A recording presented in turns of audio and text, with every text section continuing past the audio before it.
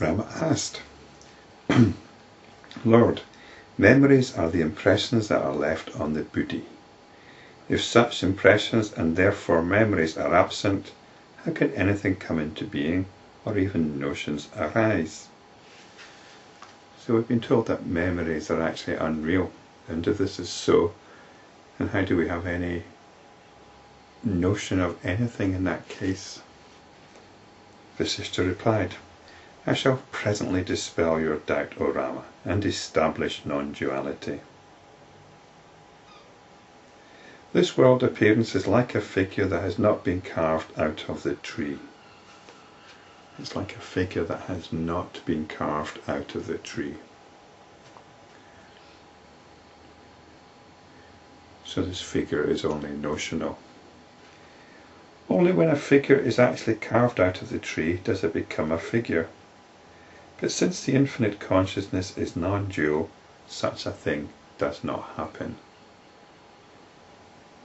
In the inert and insentient wood, the figure does not emerge until it is actually carved.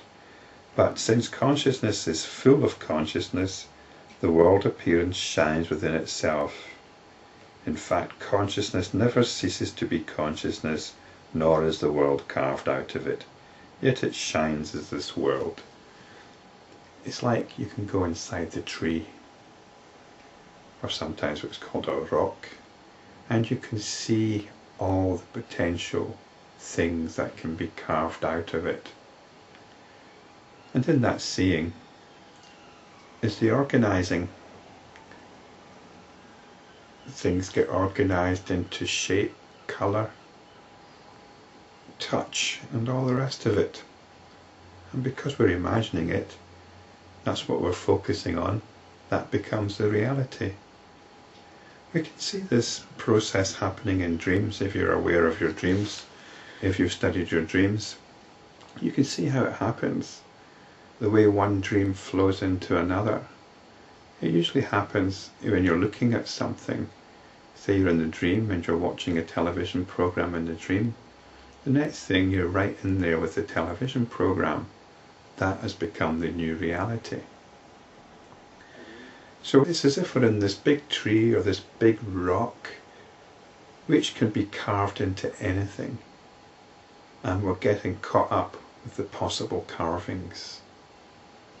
And we're caught up with it just as we enter into the television set, into the drama on the television set. And this becomes the drama. This becomes our life. This is our dream. In the beginning of creation, consciousness, being full of potential notions, manifests them. Just by thinking about them, this is what it's identifying with. It's like a daydream. You start thinking about your daydream and you get caught up in it. You get lost in it. Since those notions are also endowed with consciousness, they appear to be real, as in a dream. Consciousness is the only reality. Within the space of the heart itself, consciousness gives rise to various notions. And the heart is the force with which we attach ourselves to these notions. It's the emotional force. It gives rise to various notions. This is the notion of Brahman. This itself is the notion of pure consciousness. This is the notion of Jiva. And this is the ego sense, buddhi, mind, time and space. I am so and so. This is activity. These are the elements. These are the senses. This is the subtle body, the puryashtaka, and that is the gross physical body. This is mind, this is body. I am Brahma, the creator. I am Shiva. I am Vishnu. I am the sun. I am Guru Gilis. Guru Gilis is a notion. This is inside and that is outside. This is creation and this is world. This is who I am. This is my family. This is where I live. This is my home. This is my nationality and all the rest of it. Such notions arise in consciousness itself. There are neither physical or material substances, nor memory, nor duality. This is what consciousness imbues every moment with. It gives us space, it gives us notions of time, of past and future. It gives us memories. It creates our identity with a history and potential future from moment to moment. Sometimes we call it the waking state, sometimes we call it the dream state. Without cause, this world appearance arises in consciousness. It is experienced by the consciousness within itself. It's this very consciousness that thinks it is you. It is consciousness which considers itself the world and experiences the world. There is therefore no memory or dream or time, etc. involved in this.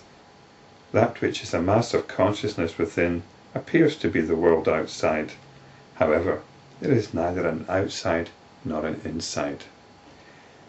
Nothing whatsoever except the supreme reality. Therefore, just as the infinite Brahman is real, in the same way this observed objective universe is also real. It's all reality. It's all reality. We don't need to make the distinction into reality and delusion, into samsara and nirvana. But can we appreciate that all this is the play of consciousness, the very consciousness which is looking at or hearing this video, the very consciousness which might have a reaction to these words? This is consciousness. It's only consciousness.